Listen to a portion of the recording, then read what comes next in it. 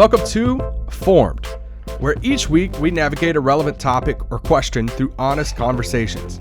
We are three pastors with three different backgrounds on staff together at Irving Bible Church in Irving, Texas. We believe we are constantly being formed in the way of Jesus for the sake of the world, and we hope this podcast helps with that. So let's jump into this week's episode of Formed. Welcome back to another week of Formed, and we're back on the couch. Back on the couch. The green couch. It's good that we're not all three on the couch, because I think we would be a little One day I'm going to join them. It's going to be weird, but I'm going to be the white and the Oreo and sit down on the couch. But we are in the middle of a series here at our church called Let's Talk About It, Part 2, because we did this series last year, and to where we're talking about these complex issues in our world. And we've had the message on Sunday. We follow it up on Thursday, today, in which the podcast is coming out. And this past week, Barry, the message was on how would you title the role? So of it was Men and Women in the Church was the title of it, and really looking at this idea of what Carolyn Custis James refers to as the blessed alliance, that all the way back in creation, you see, even with the creation of the woman, to be the strong ally of the man. That word azer that gets translated as helper is just too weak a word to capture the original Hebrew. The idea is the strong ally. And so this blessed alliance, men and women, that you see, this vision that is, I said, rooted in creation, is reinforced by Jesus, and it's on display in the life of the early church. And so, yeah, the relationship between men and women serving side by side in ministry and leadership in the church. Look. So good. Good recap. I asked Barry the title of the message, and we got a Hebrew breakdown in that. This is going to be a good one.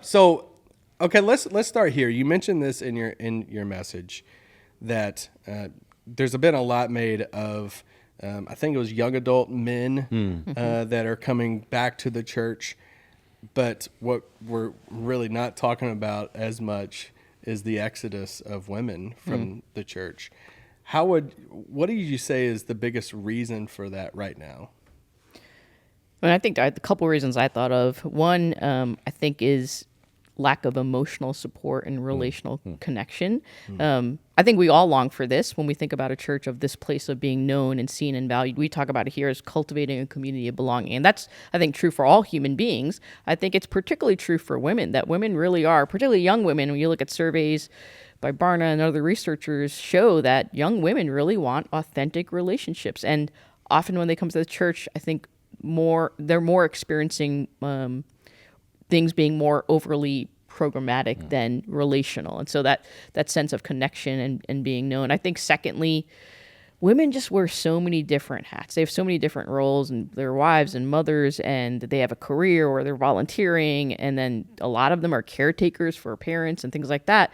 And so I think there's a little bit of overwhelm in terms of schedules and just what's on their plate. And while spiritual formation and growth is a priority for a lot of people, I think it's just hard. And I think a lot of times in the church, we get so used to that people are just going to be available. And so thinking about how do we actually meet the needs of women where they're at. I see this even with like our young moms demographic of, they are in a particularly difficult season of life, a challenging season, and they can't do everything that we want whenever we want them to. And so how do we meet them where they're at? I think those things can cause women to just drift away more easily. And then thirdly, I think there's a theological and even cultural disconnect where women look at the church and they see the way the church has handled issues around abuse or authority issues, even in the role of women. And there's this tension between, here's what I think is right, here's maybe even what I'm experiencing outside of the church. And then when I come to the church's teachings just don't align with maybe my values or even my experience. And there's a tension there. Yeah. So I think those are a couple reasons. Yeah, and I think, it's important to note, again, similar disclaimers we've made in past episodes, like last week, we're not experts in mental health. We're pastors trying to speak to this. We're not sociologists. Yeah. I haven't studied these issues with depth, but there are some pastoral hunches that I have about some of the things that are at play. And so even with respect to the influx of young men, while this is on the one hand something that is good, we should be pleased with, excited about the kind of recognition that young men are really wrestling with a sense of purpose and meaning, identity. And so returning to church is a really positive thing.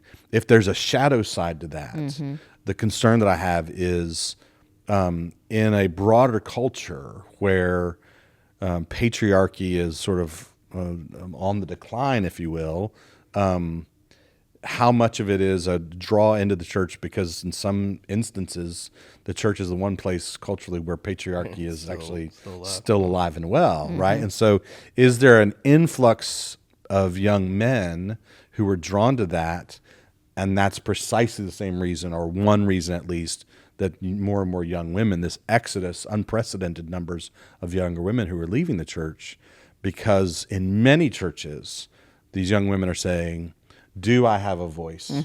Do I see other women who are given a voice? And in many instances, the answer to that question is no.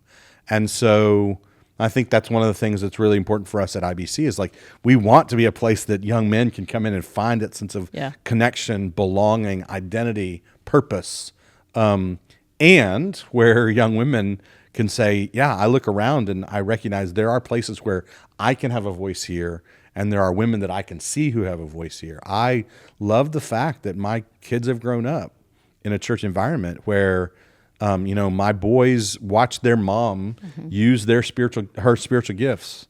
And I think that's an important part of their spiritual formation. They sit under somebody like Sissy, who's up there teaching the scriptures, and their formation is connected to watching and experiencing a woman using her spiritual gifts for their good, for their growth. And the same thing is then certainly with my daughter, is like, I want her growing up in an environment where she looks around and she sees this is a church that really does celebrate women and their gifting, and can look up to a role model like Sissy. She can see her mom functioning in her spiritual gifts, and then that can be a part of her spiritual formation as well. That's good. When you look at the early church and then you look at the church now, if we did some type of like comparing, contrasting here, how would you say, what is the difference between the two when it comes to how women were viewed or treated? Yeah.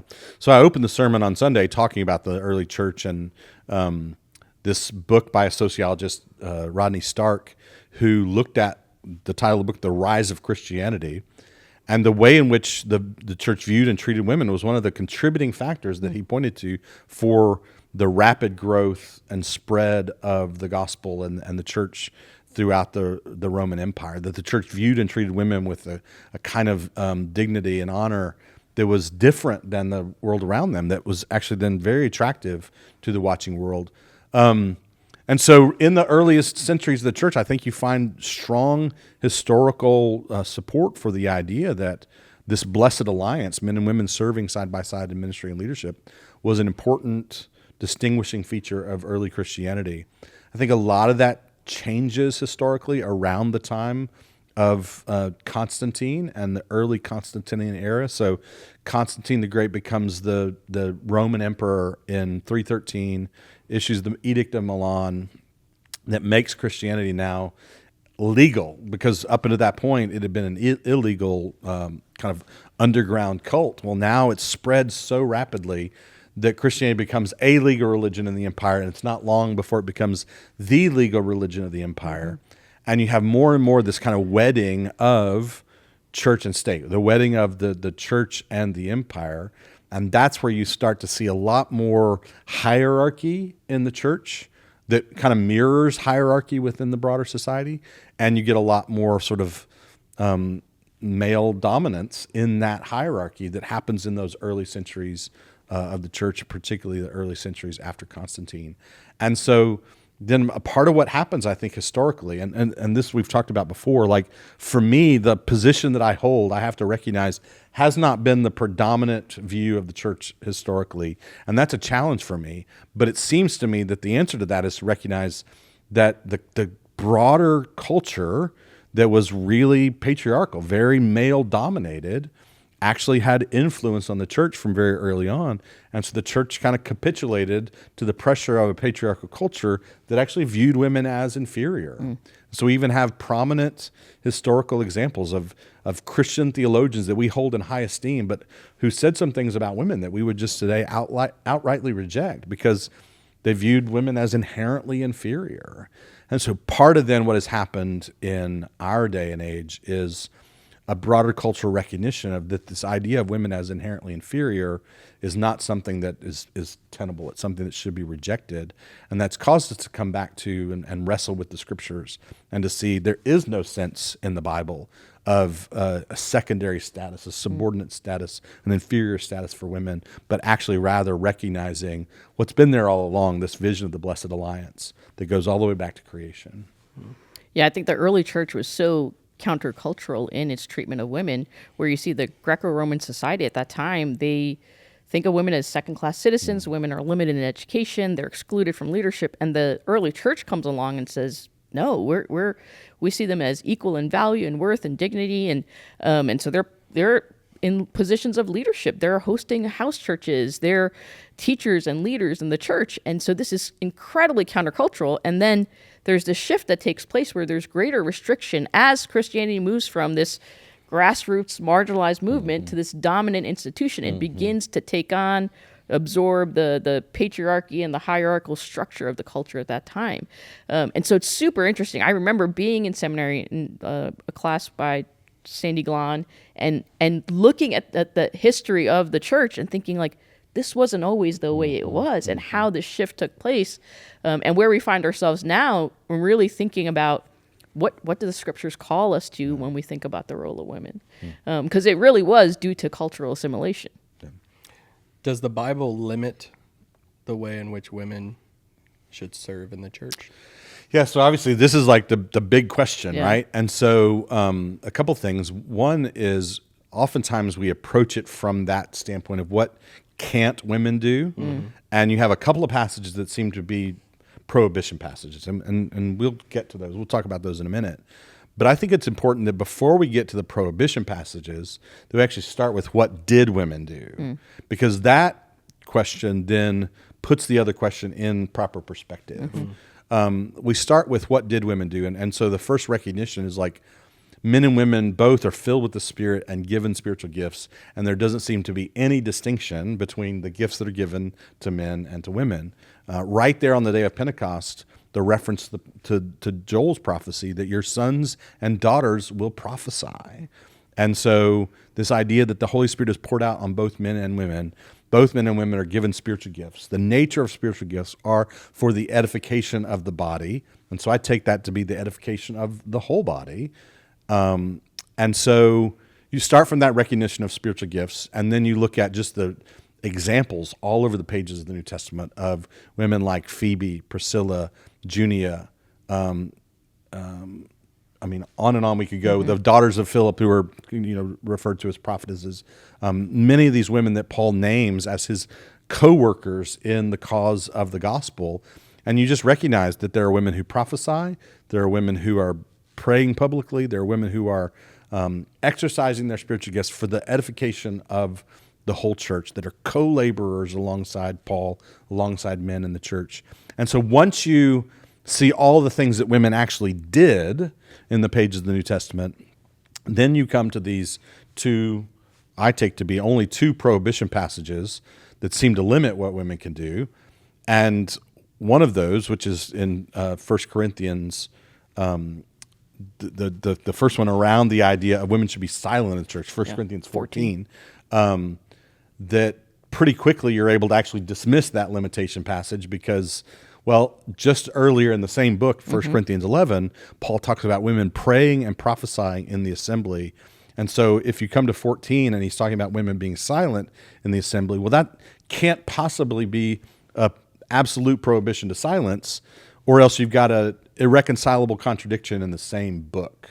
So I think what Paul's getting at in this 1 Corinthians 14 passage that seems to limit women is really about causing disruption, particularly born out of not having been taught the scriptures. And so if you have questions, ask your husband at home. That's the idea of like, you may not know this because you haven't actually previously been taught, but now you're invited in to begin to learn, but you want to make sure that that learning is not disruptive to the public assembly. So if you have two limitation passages, one of which is pretty easy to recognize, this is not a for all times, all places prohibition, then you really are left with one prohibition passage, 1 Timothy chapter 2, and that one is a little bit more tricky. And so maybe I should shut up and throw that one to Sissy. You take that He's one. like, oh, this one's tricky. So Sissy. No, I'd be happy to talk about it. Yeah. I also recognize You I've talk been about talking it. for a while. So You talk want me about to that talk one. about it? I'll- 1 Timothy chapter 2, right? This is the most challenging passage with regard to women exercising their spiritual gifts for the edification of the whole church, because Paul writes to Timothy and he says, I do not permit a woman to teach or exercise authority over man. She must learn in silence. And then he goes through this whole idea of, for Adam was formed first and then Eve, and it was not the man who was deceived, it was the woman who was deceived and became a transgressor, but women will be saved through childbearing. And so there's all kinds of, right, sometimes it's treated as though this is a really simple, straightforward statement, when in fact there's all kinds of complexity to it. And some of that you have to understand the Greek language and the cultural background to understand some of the complexity, but it's important not to just read it as a very simple, straightforward, it says what it says. We actually have to back up a little bit and recognize the context of the letter as a whole is the context where Paul is writing to encourage Timothy to address the issue of false teaching that is spreading throughout the church in Ephesus. And so everything that he writes is written against the backdrop of false teaching. So when we get to this passage in chapter 2, the backdrop still is this idea of false teaching. And he addresses men and talk to men about praying with lifted hands. And we could spend a little time talking about that, but it's not a for all times and all places. The only right way to pray is for men to lift their hands to pray. He was speaking particularly to an issue there that was happening and what's going on in the church in Ephesus. Then he admonishes women to learn in silence and full submission. Well, we get hung up on silence and full submission. Like that sounds like that's demeaning. The first century audience would have said, "Whoa." He said, let them learn. Yeah. Like he's actually admonishing women to learn the Bible, to become trained in the scriptures, to become theologians. And that was not something that would have been understood or expected prior to the birth of the church. And so that's the really big deal, that they need to learn.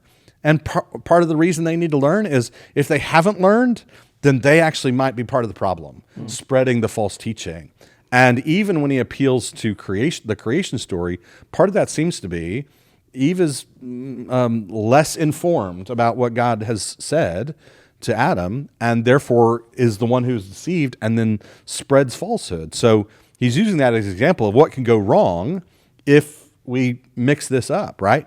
But even that little phrase, I do not permit a woman to teach or exercise authority, even that word permit is probably better rendered as I am not permitting.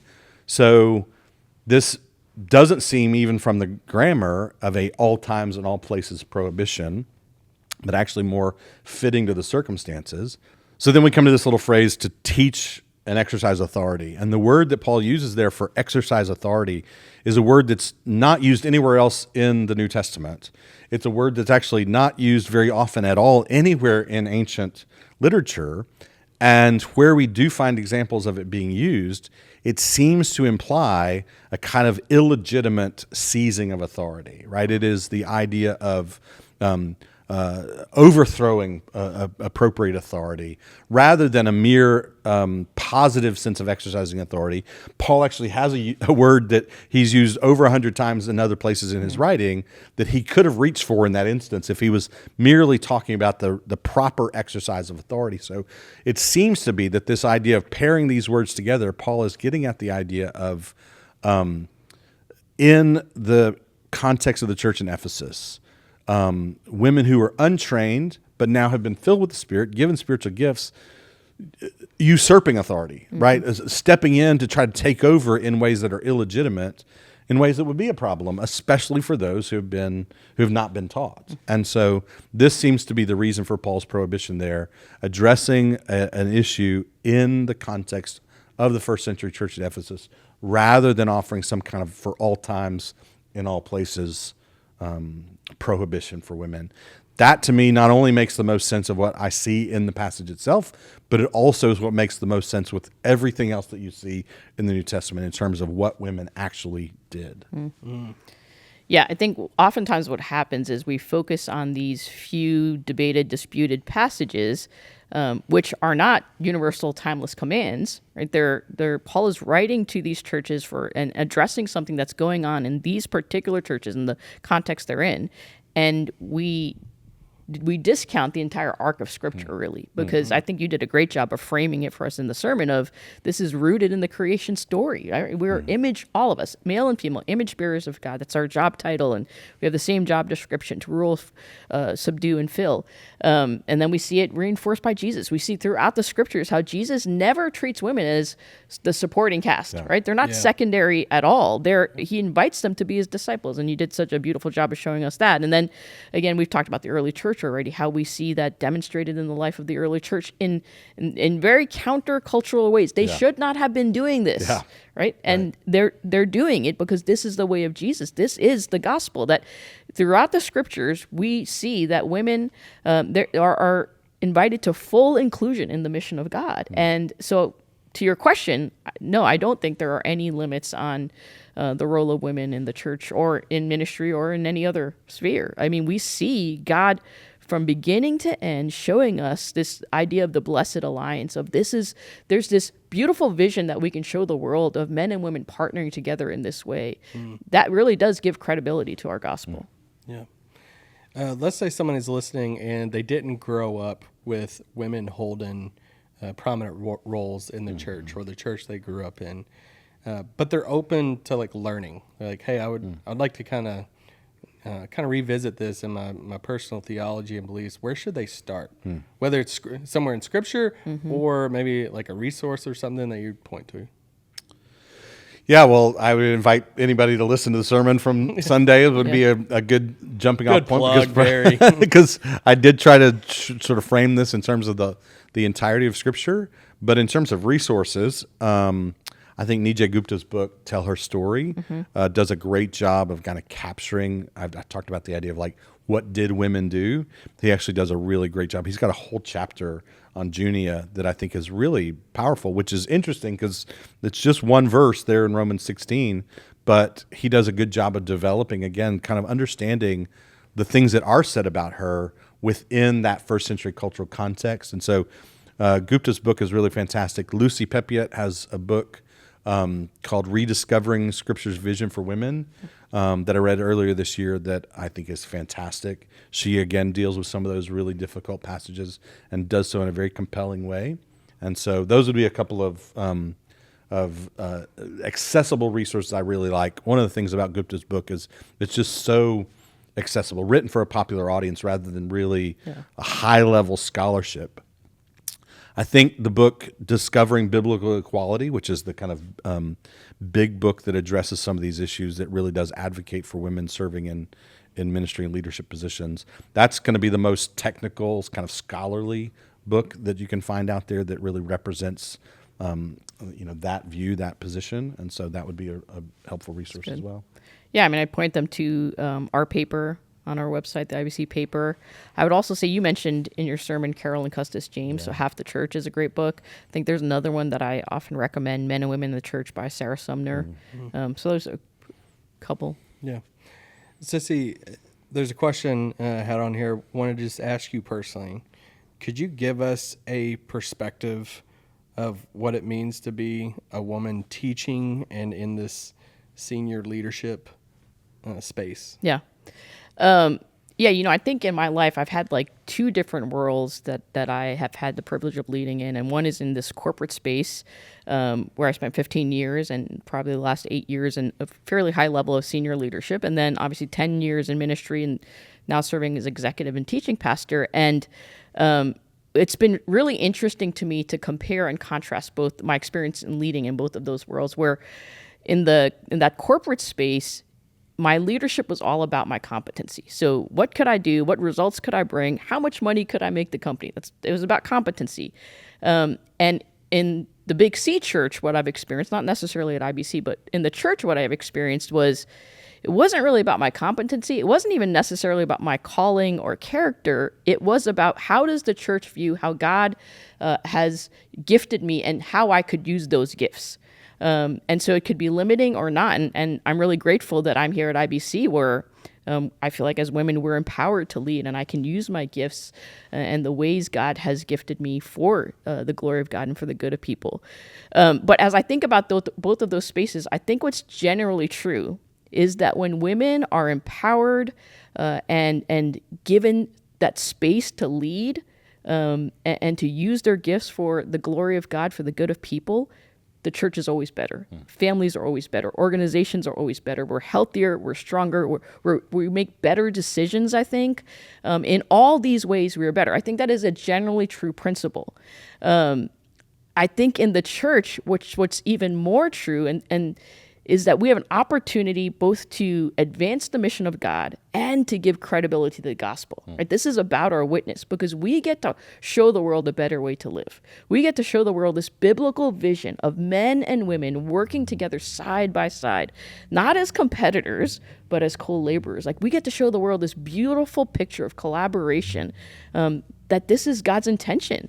And that gives credibility to our gospel. That advances the mission of God. And so as a woman, I want to do everything I can because I have a deep conviction based on the scriptures that men and women are equally gifted and that we should all be given opportunities to use those gifts. And so I want to do that for other women. And for myself, I want to be faithful to steward the gifts that God has given me. This is not necessarily what's fair. It's about how God has gifted each person and how we use those gifts. And when women are not given those opportunities, the church misses out. It's detrimental to the church. We are missing out. But when women are not given opportunities to use their God-given gifts in that way. So for me, this really is about the mission of God. This is about advancing the kingdom. This is about the credibility of our gospel. When people are asking questions, they're asking questions about gender and power and equality. And we get to show them that leadership is not about power and position. It's about collaboration and mutual submission and respect for one another. That's a beautiful thing to show the world. Yeah. That's a little bit of what I've experienced and think.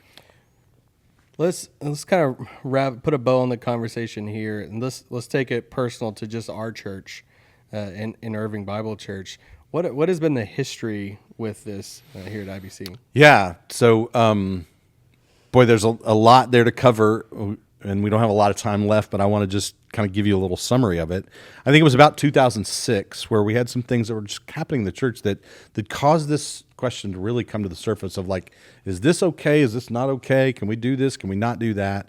And so in 2006, our elder board began an 18-month study of this issue and read all kinds of resources from sort of both sides of the debate about the role of women in ministry. And in 2008, came forward with a statement affirming women serving and using their gifts for the public edification of the body in every way, with only one limitation, and that was specific to the role of elder. And Sissy made allusion earlier to our paper that we have on our website that you can still find there, where you can see the case that they built back in 2008 to why they believed that it was important in this vision of the Blessed Alliance to open up all areas of ministry, service, and leadership to women.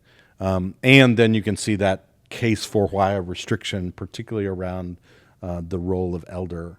And so, yeah, that's kind of where the church came down in 2008, and we've kind of been living into that reality ever since. It was like, for maybe people who are listening to this and they're newer to IBC, like IBC was in the news and it was different stuff. Controversial at the time. Yeah. And that was, full disclosure, that was one of the first things I heard about IBC when I first got to seminary and moved to Dallas, and I was like, oh, that was one of the first churches, if not the first one, that affirmed women pastors. And Jackie Reese at the time, preaching and stuff. So I just remember that being a conversation about our church, and here we are.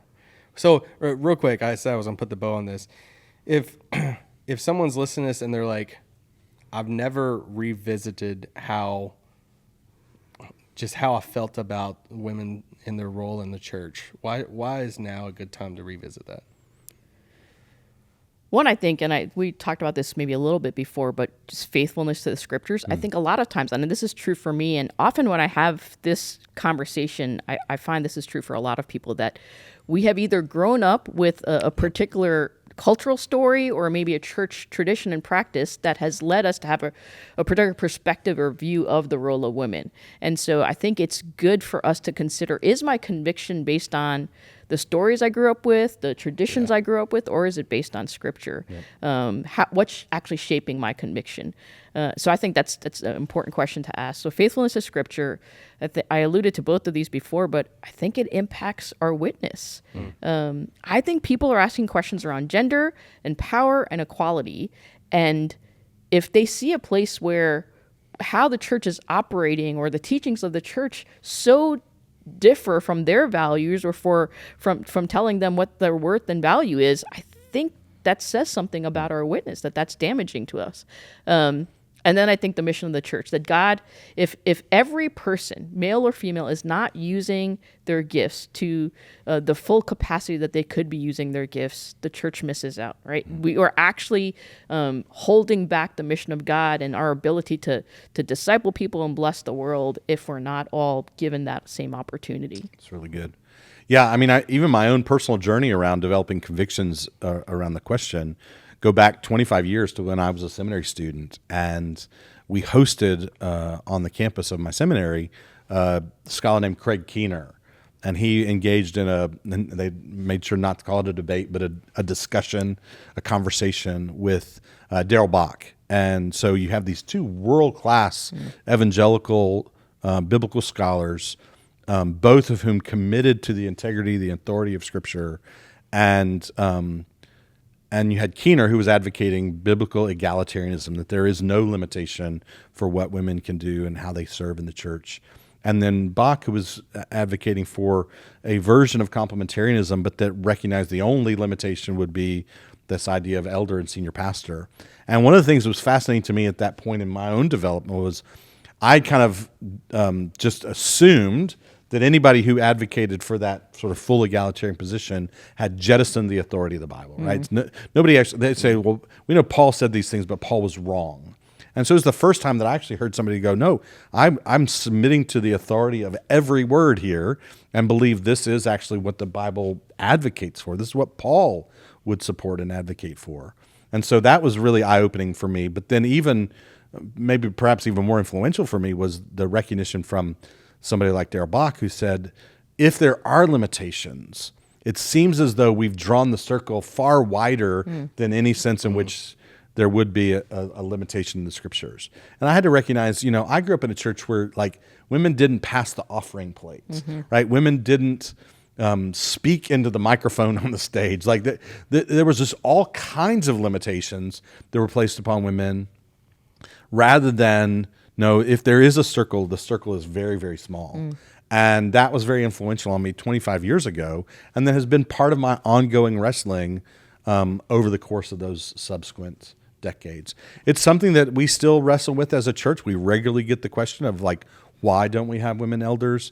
I even got the question in a Q&A session with our youth group a number of months ago. And I tried to explain to them, this is the process that we went through. This is the conclusion that we arrived at. But also said to them, hey, listen, I'm going to bring your question back to our board and say, we need to make sure that we're continuing to do our homework and that we have really looked carefully at these issues, because the church is asking the questions. And we need to be able to give a compelling, meaningful answer to the questions that are being asked. Like Barry said, you can listen to this past message both on our YouTube, any of the audio platforms that you can listen to our messages here at the church on. I want to end on a quick banter question. I was spent some time with my mom a few days ago, and she's on this kick watching Little House on the Prairie. She's watching the reruns of it and everything. And so I watched a few episodes with her, and she's like, oh, I just love to live in that time period. It seemed so simpler and all the stuff. So my question to you is, if you could and you have to pick one in the past here, an era, a time period, however you want to describe it. Which era would you go back to live in? Okay, mine was based on a book. First of all, I don't think there's a good time to ever be a brown woman like in the past. So I'm not sure I'd like go back in time. I'm hoping that things get better. But I'm reading this book called Gods of New York. It's about New York City in the 1980s. And so I was in elementary school, so no like whatever jokes you're going to make, I'm cutting them off right now, right? So I wasn't that old, but I was in elementary school. And so I'm reading this book all about that time. And it's just, I've like loved it because it's this picture of New York City that's just sort of like raw and gritty, but it's vibrant and full of life, and all these things are happening. And so it's this juxtaposition of there's all these terrible things going on. There's inequality, there's injustice, there's crime and poverty and all that. But then like right next to it is this surge of creativity and art and innovation that's all happening. And then you even think about the church during that time. So New York City in the 1980s, like the evangelical churches weren't up and rising at that time. I think Keller planted Redeemer probably in like late 80s. And so it's just this opportunity. I think like I think it would be really interesting to live as a Christian during that time, because I think it would require real courage in your convictions, creativity in expressing the gospel. So I was like, this would be a really cool time to live. So I'd go back, what is that, 40, 50 years maybe? The 80s? Yeah. To New York City. New York City in the 80s. Yeah. Which was crazy. That's pretty good. Okay, so I have to admit I really struggle with this question, and I struggle with it for a couple of reasons. Obviously, I mean, even as you alluded to, Sissy, like you don't have to go back that far to a time, particularly here in the United States, where like there was a lot of racism and injustice that was just sort of baked in. Yeah. And so I'd love to think of wherever I went back that I would be knowing, especially what I know now, that I would be somebody who would be an advocate for those who are marginalized or oppressed within our history. But the other aspect of why I struggle with this question was like, I'm really attached to air conditioning. And so going back to a historical period without air conditioning would really be challenging for me. But so I don't think people understand. I'd have to go to like an environment where I could survive without air conditioning. Yeah, I don't think people understand like how much you are actually attached to air conditioning. Like you have a fan with you everywhere, multiple fans. You do sit outside and have meetings sometimes. I do. Yeah. It's true. It's true. Yeah. For me, I think it's like something a short amount of time backwards. Maybe the 90s. Just because it's right before the cell phone. Yeah. And like So no cell phones. Yeah, honestly, I watched the movie Air Bud a while back, and it like rang a bell inside me because towards the end of the movie, I'm like, this kid didn't even have a cell phone the whole time. Yeah. He was outside playing with his dog. Yeah. So it's like sports had a good run in the 90s. Yeah. There's no cell phone. Internet wasn't fully doing its dial-up thing. AOL. Yep. And The 90s were pretty great. music. But if it wasn't the 90s, I think I would just go like all the way back to like, I don't know, Little House on the Prairie. biblical times. or Biblical something. times. There you go. I don't like all the way back. So anyway, all right. Well, there's the eras that we would go back to. I'm still thinking about New York City in the Oh, it was great. 80s. It's fascinating. All right. That's another week of Formed, and we'll be back next week.